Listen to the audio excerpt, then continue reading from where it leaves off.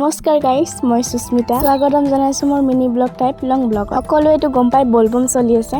এইবাৰ কতো দূৰত মন্দিৰত যোৱা নাই, গাঁৱতে কৰিম। যোৱা সোমবাৰে গৈছিলো, সদায় যাব নোৱাৰি নহয়। সেইকাৰণে ভাবিছো পোৱালীকেইটাৰ লগত আজি গাঁৱতে পূজা কৰো বুলি। আপোনালোকে বলবম কৰে নে? কোনে কৰে কমেন্ট কৰি জনাব। মই প্ৰায় বলবম কৰা 4 বছৰ মানে হ'ল, কিন্তু এইবাৰৰ বলবম মোৰ কাৰণে একদমেই বেলেগ। কাৰণ এইটো বছৰত যি দুখ পাইছো, মই এনেকুৱা দুখ জীৱনতো পোৱা নাছিলো। সদায় হাঁহি মুখত ভিডিঅ' বনাও, মানুহবোৰে ভিডিঅ' চাই, কিন্তু মোৰ মনৰ ভিতৰত যে দুখ, সেইবোৰ মানে মানুহৰ আগত ভিডিঅ'ৰ দ্বাৰা প্ৰকাশ কৰিব নোৱাৰি। সেইবোৰ প্ৰকাশ কৰিব পাৰি মাত্ৰ ভগৱানৰ আৰু কষ্টত ভাঙি পৰিছিলোঁ, কিন্তু মহাদেৱে শক্তি দিছে, সেইকাৰণে এতিয়া জীয়াই আছোঁ। মই মানে একদম অকলশৰীয়া হৈ গৈছিলোঁ এটা সময়ত।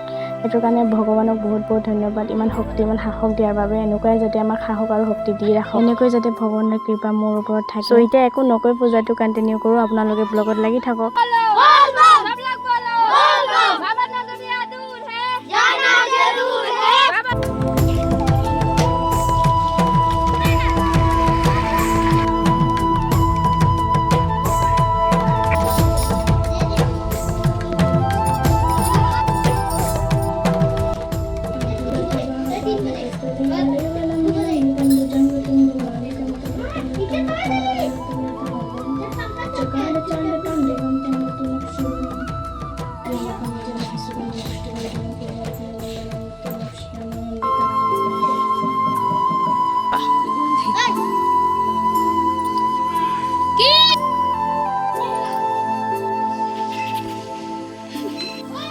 Tata, bye bye, thanks for watching.